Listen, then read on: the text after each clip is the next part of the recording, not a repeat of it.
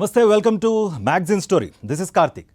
సంకీర్ణ సర్కార్ అనే మాట జాతీయ రాజకీయాల్లో వినిపించకుండా చేసిన నరేంద్ర మోదీని ఢీకొట్టాలి. 2014, 2019 ఎన్నికల్లో 300కి పైగా ఎంపీలను గెలుచుకున్న మోదీని ఢీకొట్టాలి. కాదు మోదీ సర్కార్ను పడగొట్టాలి. ఇది ఇండియా కూటమి టార్గెట్. ఇలాంటి అసాధారణమైన లక్ష్యాన్ని ఛేదించాలంటే ఎంతో కమిట్మెంట్ కావాలి. అందరూ ఐక్యంగా పోరాటం చేయాలి. చావో రేవో తేల్చుకునే స్థాయిలో యుద్ధ భేరి మోగించాలి. కానీ ఇండియా కూటమిలో ఏం జరుగుతోంది? ఈగోలు, పేచీలు, అలకలు, లుకలుకలు కూడా. మోదీని ఢీకొట్టడం సంగతి సరే, ముందు ఐక్యరాగం ఆలపించడంలో అయినా ఇండియా కూటమి విజయం సాధిస్తుందా? దీనిపైన ఇవాల్టి మ్యాగజైన్ స్టోరీ. 5 రాష్ట్రాల అసెంబ్లీ ఎన్నికల్లో కాంగ్రెస్ గెలుచుకున్నది కేవలం ఒకే ఒక రాష్ట్రం. 2018లో గెలుచుకున్న 3 రాష్ట్రాలు కూడా ఈసారి చేజారిపోయాయి. నెలల వ్యవధిలోనే సార్వత్రిక ఎన్నికలు ఉన్న సమయంలో ఈ ఫలితాలు కాంగ్రెస్ను పూర్తిగా నిరాశలో ముంచేశాయి. అదే సమయంలో దెబ్బ మీద దెబ్బ అన్నట్టుగా ఇండియా కూటమిలో లుకలుకలు పతాక స్థాయికి చేరాయి. కాంగ్రెస్ను చూసి భాగస్వామ్య పక్షాలు డోంట్ కేర్ అనేసరికి కూటమి సమావేశాన్ని కూడా వాయిదా వేశారు. ఈ స్థితిలో ఇండియా అలయన్స్ బీజేపీని ఢీకొట్టడం సాధ్యమయ్యే పనేనా? షాక్ మీద షాక్, దెబ్బ మీద దెబ్బ. అటు ఎన్నికల ఫలితాలు ఇచ్చిన షాక్ నుంచి తేరుకోకముందే ఇటు కూటమిలో భగ్గుమన్న కుంపట్లతో మరో షాక్. ఇది ప్రస్తుతం కాంగ్రెస్ పరిస్థితి. ఎన్నికల్లో కాంగ్రెస్ ఓటమికి కారణమేంటి? ఆన్సర్ సింపుల్, కాంగ్రెస్ పార్టీనే. అలానే ఇండియా కూటమిలో లుకలుకలకు కారణమేంటన్న ప్రశ్నకు కూడా సేమ్ ఆన్సర్ రిపీట్ చేయాల్సిందే. ఇండియా అలయన్స్ లో భగ్గుమంటున్న విభేదాలకు పూర్తి బాధ్యత కాంగ్రెస్దే అంటున్నారు రాజకీయ పరిశీలకులు. ఒకవైపు బీజేపీ తనకు తిరుగులేదని మరోసారి నిరూపించుకుంది. పేరుకే ఎన్డీఏ, కానీ అసలు కూటమితో సంబంధం లేకుండానే గత 2 పర్యాయాలు పూర్తి మెజారిటీని సాధించింది బీజేపీ.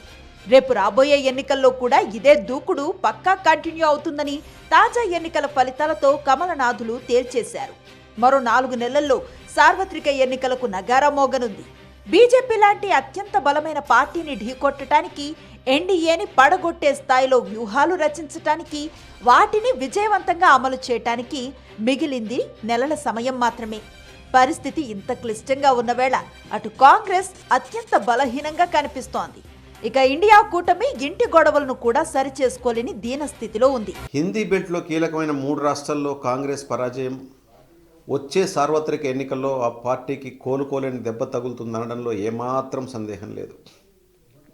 ఎందుకంటే ఇండియా అనే ఒక కూటమి పెట్టి ఆ కూటమిలో దేశంలోని అనేక రాజకీయ పార్టీలను చేర్చుకొని ఆ కూటమి పేరుతో ఎన్నికలకు వెళ్ళాలని చూస్తున్న కాంగ్రెస్ పార్టీకి ఇది పెద్ద దెబ్బ. ఎప్పుడైతే రాజస్థాన్, మధ్యప్రదేశ్, ఛత్తీస్గఢ్ రాష్ట్రాలను కాంగ్రెస్ కోల్పోయిందో, ఇండియా కూటమిలో ఉన్న ఏదైతే భాగస్వామ్య పక్షాలు ఉన్నాయో ఒకటొక్కటి వెనక్కి తగ్గడం ప్రారంభించాయి. ఈ నెల 6వ తేదీన ఇండియా కూటమి సమావేశానికి, కోఆర్డినేషన్ మీటింగ్కి అటెండ్ కాకపోనని పశ్చిమ బెంగాల్ ముఖ్యమంత్రి, తృణమూల్ కాంగ్రెస్ అధినేత్రి మమతా బెనర్జీ అప్పటికే ప్రకటించేశారు. 5 రాష్ట్రాల ఎన్నికల ఫలితాలు రాగానే కాంగ్రెస్ జాతీయ అధ్యక్షుడు ఖర్గే తన నివాసంలో ఇండియా కూటమి సమావేశాన్ని ఏర్పాటు చేశారు.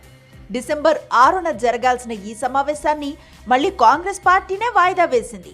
దాని కారణం కూటమిలో కీలక పార్టీలు కాంగ్రెస్ వైఖరితో విసిగిపోవటమే. మమతా బెనర్జీ, అఖిలేష్ యాదవ్, నితీష్ కుమార్ కాంగ్రెస్ ఒంటెత్తు పోకడలపై తీవ్ర అసంతృప్తితో ఉన్నారు. నాకు ఆ సమావేశం గురించి తెలీదు, నాకు దాని గురించి ఎలాంటి సమాచారం లేకపోవడంతో అదే రోజు నేను బెంగాల్లో మరో కార్యక్రమానికి హాజరవుతున్నాను. ముందే తెలుసుంటే కూటమి సమావేశానికే వెళ్లేదాన్ని అంటూ తేల్చేశారు మమతా బెనర్జీ. తృణమూల్ కాంగ్రెస్ ఈ సమావేశానికి రావటం లేదని స్పష్టమైన గంటల్లోనే అటు నితీష్ కుమార్, అఖిలేష్ యాదవ్ కూడా సమావేశానికి తాము హాజరు కావటం లేదన్నారు. తమ తరపున తమ పార్టీల నుంచి ప్రతినిధులు వస్తారని చెప్పారు. ముఖ్యమైన భాగస్వామ్య పక్ష నేతలు రాలేకపోవడంతో సమావేశాన్నే వాయిదా వేసింది కాంగ్రెస్. నిన్న మొన్నటిదాకా కాంగ్రెస్ ఒంటెత్తు పోకడలపై కూటమిలోని పార్టీలు అసంతృప్తిని వ్యక్తం చేస్తూనే వచ్చాయి. 5 రాష్ట్రాల ఎన్నికల్లో కాంగ్రెస్ పరాజయం తర్వాత తమ అసంతృప్తిని మరింత బలంగా తెలపాలని డిసైడ్ అయ్యాయి. ఎన్నికల ఫలితాలు వెలువడగానే 3 రాష్ట్రాల్లో కాంగ్రెస్ ఓటమికి కారణం ఇండియా కూటమి ఓట్లు చేరటమే అని మమతా బెనర్జీ స్పష్టం చేశారు. ఎన్నికల్లో గెలవాలంటే సైద్ధాంతిక బలంతో పాటు సీట్ల సర్దుబాటు కూడా ఉండాలన్నారు. ఈ విషయాన్ని తొలి నుంచి మమత బలంగా చెప్తున్నారు.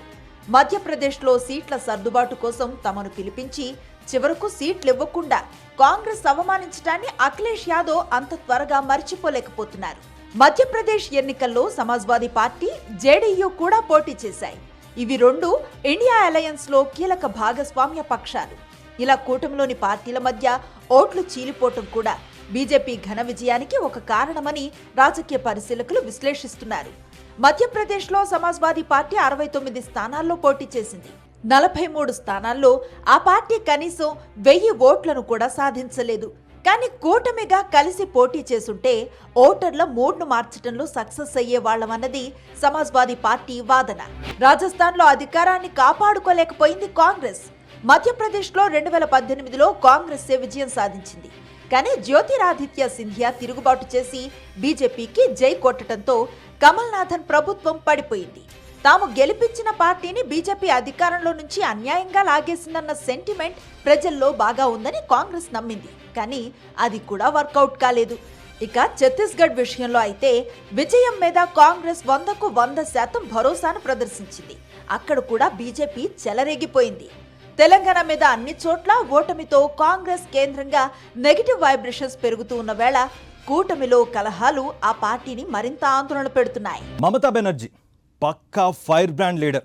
కానీ ఆ ఫైర్ సొంత కూటమికే సెగలు పుట్టిస్తే, నితీష్ కుమార్ రాజకీయ వ్యూహాలు పన్నడంలో నేర్పరి.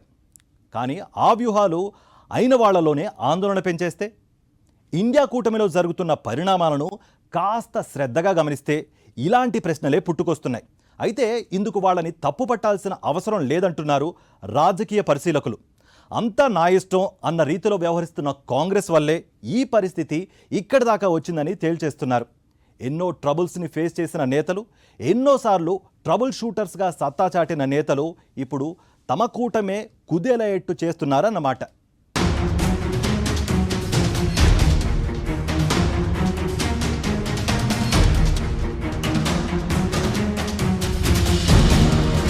ఇండియా కూటమిలో అతిపెద్ద పార్టీ, ప్రధాన పార్టీ కాంగ్రెస్. ఇందులో ఎలాంటి సందేహం లేదు. అదే సమయంలో కూటమిలో అనేక బలమైన ప్రాంతీయ పార్టీలున్నాయి. పశ్చిమ బెంగాల్లో లోక్సభ స్థానాలు 42, బీహార్లో లోక్సభ స్థానాలు 40, ఉత్తరప్రదేశ్లో లోక్సభ స్థానాలు 80. ఇండియా కూటమికి మమతా బెనర్జీ, నితీష్ కుమార్, అఖిలేష్ యాదవ్ ఎంత ముఖ్యమైన నేతలో చెప్పడానికి ఇదొక చిన్న ఉదాహరణ. ఇప్పుడు వీళ్ల కేంద్రంగానే కూటమిలో కుంపట్లు రాజుకున్నాయి. ఆ మాటకొస్తే కాంగ్రెస్ తీరుపై శరద్ పవార్ నుంచి కేజ్రీవాల్ దాకా చాలా భాగస్వామ్య పార్టీలు అసహనంతో ఉన్నాయి. వీటన్నింటికీ కారణం సీట్ల సర్దుబాటే. తాను బలంగా ఉన్న చోట, ఖచ్చితంగా గెలుస్తామని భావిస్తున్న చోట కాంగ్రెస్ సింగిల్గా పోటీ చేస్తోంది, తమను దగ్గరికి రానివ్వడం లేదన్నది భాగస్వామ్య పార్టీల ఆగ్రహం. లోక్సభ ఎన్నికల్లో సీట్ల సర్దుబాటుపై ఇప్పటిదాకా కూటమిలో ఎలాంటి చర్చ జరగలేదు. కానీ కాంగ్రెస్ వైఖరి చూస్తుంటే తాను బలహీనంగా ఉన్న రాష్ట్రాల్లో కూడా బలమైన ప్రాంతీయ పార్టీల కంటే ఎక్కువ స్థానాలు కాంగ్రెస్ కోరుతోందన్నది భాగస్వామ్య పక్షాల ఆందోళన. తృణమూల్ కాంగ్రెస్ లాంటి పార్టీలు లోక్సభ ఎన్నికల్లో సీట్ల పంపకం అంశాన్ని తేల్చాలని ఇప్పటికే డిమాండ్ చేస్తున్నాయి. కానీ కాంగ్రెస్ నుంచి స్పందన రావడం లేదు. కూటమి ప్రయోజనాల కన్నా తన ప్రయోజనాలే ముఖ్యమన్న రీతిలో కాంగ్రెస్ వ్యవహార శైలి ఉందని మిత్రపక్షాలు చెప్తున్నాయి.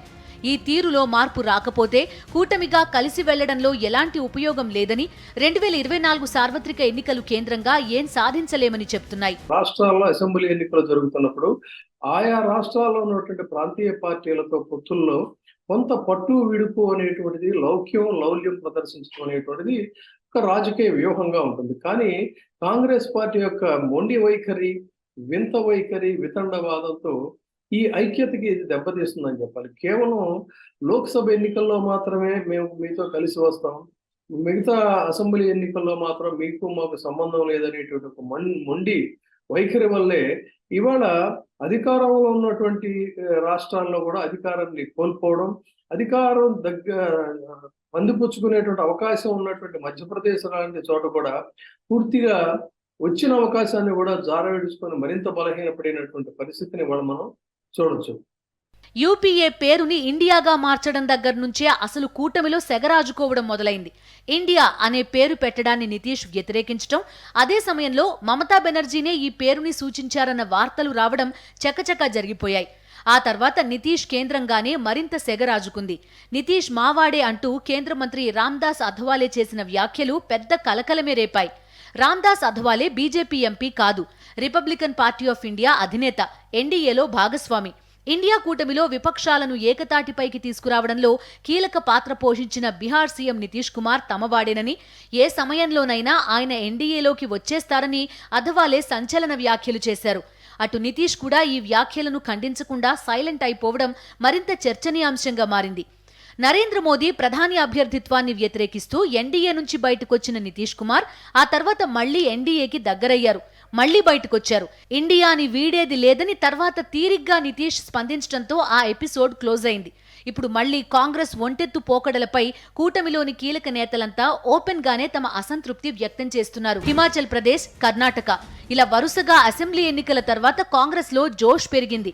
అదే సమయంలో కూటమిలోని పార్టీలు కూడా ఇదే ఊపుని 5 రాష్ట్రాల ఎన్నికల్లోనూ కంటిన్యూ చేస్తే సార్వత్రిక సమరంలో విజయం సాధించడం పెద్ద కష్టం కాదని భావించాయి. కూటమి కేంద్రంగా దేశవ్యాప్తంగా పాజిటివ్ వైబ్రేషన్స్ స్టార్ట్ అవుతాయని అంచనా వేశాయి. కానీ 5 రాష్ట్రాల ఎన్నికల ఫలితాలు ఆ సంతోషాన్ని ఆర్పేశాయి. కాంగ్రెస్ ఇదే వైఖరితో ముందుకు వెళ్తే అనుకున్నది సాధించలేమని కూటమిలోని భాగస్వామ్య పక్షాలు ఆందోళన చెందుతున్నాయి. దాంతోపాటు ఇంత నెగిటివ్ వైబ్రేషన్స్ మధ్య కాంగ్రెస్ తో కలిసి పోటీ చేస్తే తాము కూడా నష్టపోక తప్పదా అన్న ప్రశ్న కూడా అలయన్స్ లోని పార్టీలను వెంటాడుతోందని రాజకీయ వర్గాలు చెబుతున్నాయి. ఇండియా అలయన్స్ ను లీడ్ చేసేదెవరు? ఎన్నికల సమయంలో కూటమికి సారథ్యం వహించేదెవరు? ఇంతకీ అసలు ఇండియా కూటమి ప్రధాని అభ్యర్థి ఎవరు? ఎన్నికల ముందే ప్రధాని అభ్యర్థిని ప్రకటిస్తారా? ఇలా అనేక ప్రశ్నలు ఎప్పటినుంచో సందడి చేస్తున్నాయి. ఇప్పుడు వాటికి మరో ప్రశ్న తోడైంది. అసలు కూటమిలోని భాగస్వామ్య పార్టీలు ఒకే మాట మీద నిలబడతాయా లేదా అన్నది ఈ ప్రశ్న. ఈ ప్రశ్నకి కూటమి నుంచి వచ్చే సమాధానం బట్టే సార్వత్రిక ఎన్నికల్లో ఎన్డీఏని ఎంత బలంగా ఢీకొట్టగలదన్న స్పష్టత వస్తుంది. ఇండియా కూటమి ఏర్పాటైన తొలి రోజు నుంచి 1 అడుగు ముందుకు 2 అడుగులు వెనక్కు అన్నట్టుగా పరిస్థితి తయారైంది. మొదట శరద్ పవార్ కేంద్రంగా కూటమిలో అలజడి, ఆ తర్వాత మమతా బెనర్జీ, నితీష్ కుమార్ లాంటి నేతల అలకలు. ఇప్పుడు ఏకంగా కీలక భాగస్వామ్య పార్టీలన్నీ కూటమి భేటీకి హాజరు కావడానికి కూడా ఆసక్తిని ప్రదర్శించని పరిస్థితి. దీంతో ఇండియా అలయన్స్ ని ప్రజలు లైట్ తీసుకునే ప్రమాదం ఉందని పరిశీలకులు విశ్లేషిస్తున్నారు. హిందీ బెల్ట్ లో బీజేపీని నియంత్రించగలిగితేనే సార్వత్రిక ఎన్నికల్లో విజయం దిశగా ముందుకు సాగడం సాధ్యమవుతుంది. కానీ అదే హిందీ బెల్ట్ లో 3 రాష్ట్రాల్లో కాంగ్రెస్ ఘోరంగా ఓటమి పాలైంది. పైగా 2018లో ఆ 3 రాష్ట్రాల్లోనూ కాంగ్రెసే విజయం సాధించింది.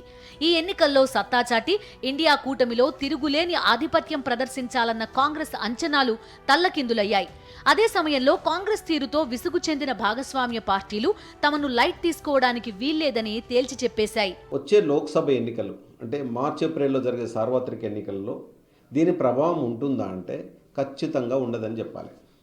ఎందుకంటే మీకు 2018 శాసనసభ ఎన్నికల్లో రాజస్థాన్, మధ్యప్రదేశ్, గుజరాత్, మధ్యప్రదేశ్లో బోటాబోటి అంటే ఒక 4-5 సీట్లు అదనంగా కాంగ్రెస్ గెలుచుకుంది.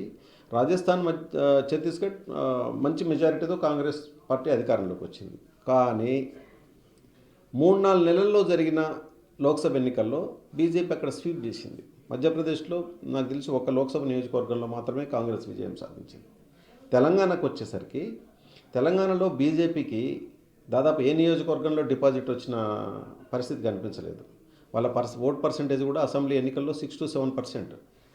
లోక్సభ ఎన్నికలకు వచ్చేసరికి ఆదిలాబాద్, నిజామాబాద్, కరీంనగర్, సికింద్రాబాద్ 4 లోక్సభ స్థానాలను గెలుచుకుంది. అందువల్ల లోక్సభ ఎన్నికలకు, శాసనసభ ఎన్నికలకు కొంత తేడా ఉంటుంది. ఇప్పుడు ఇండియా కూటమి ముందున్న తక్షణ కర్తవ్యం ఒక్కటే, భేటీ కావడం, పొత్తుల విషయంలో క్లారిటీ తెచ్చుకోవడం. కానీ కూటమిలోని ఎవరూ పంతం వేయడం లేదు. అవసరమైతే ఉత్తరప్రదేశ్లోని అన్ని లోక్సభ స్థానాల్లో పోటీ చేస్తామని అఖిలేష్ తేల్చేశారు. అంటే కాంగ్రెస్తో కూటమితో సంబంధం లేకుండానే సింగిల్గా బరిలోకి దిగడానికి రెడీ అంటూ వార్నింగ్ ఇచ్చేశారు.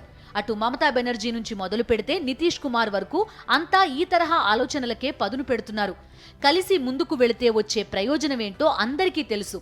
కానీ కేవలం కాంగ్రెస్ కి మాత్రమే ప్రయోజనం కలిగేలాగా ఆ పొత్తు ఉండకూడదన్నది భాగస్వామ్య పక్షాల ఉద్దేశం. ఈ విషయంలో ఇప్పటిదాకా తన పంతమే నెగ్గాలన్నట్టుగా కాంగ్రెస్ వైఖరి ఉన్నా 5 రాష్ట్రాల ఎన్నికల్లో పరాజయం తర్వాత ఆ పార్టీ దిగిరాక తప్పని పరిస్థితి నెలకొందని రాజకీయ పరిశీలకులు విశ్లేషిస్తున్నారు. కాంగ్రెస్ పార్టీకి వచ్చిన సీట్లు 53, 54 కిందట ఎన్నికల్లోనే. సో అదేదో పెద్ద 200 సీట్లు వచ్చిన పార్టీ, 100 సీట్లు వచ్చిన పార్టీ కాదు. సో మిగతా పార్టీలు కూడా తృణమూల్ కాంగ్రెస్ వాళ్ళు అవి కూడా అవి చిన్న పార్టీలు కాదు, వాళ్ళ రాష్ట్రాల్లో అవి రీజనల్ పార్టీస్ అయినా బట్ వాళ్ళకి కూడా బలం బాగా ఉంది, వాళ్ళకి నచ్చడం లేదు.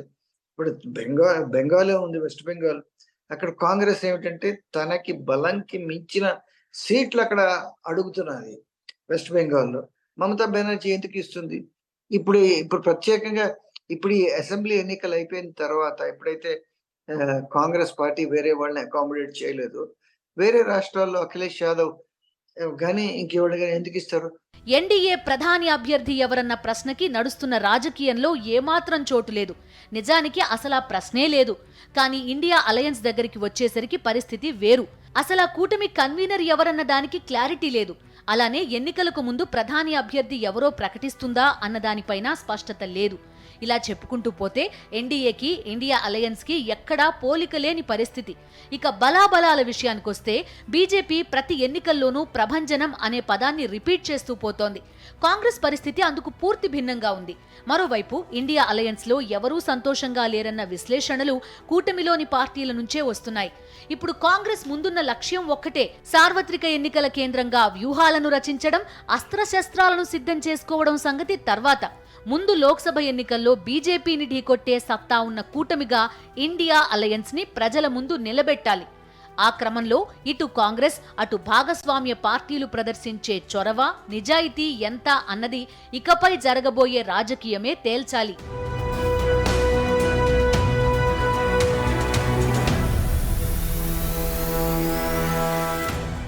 ఇది వాళ్ళ మ్యాగజైన్ స్టోరీ. మరో ఇంట్రెస్టింగ్ టాపిక్తో మళ్ళీ కలుద్దాం. అంతవరకు స్టే ట్యూన్ టు సాక్షి.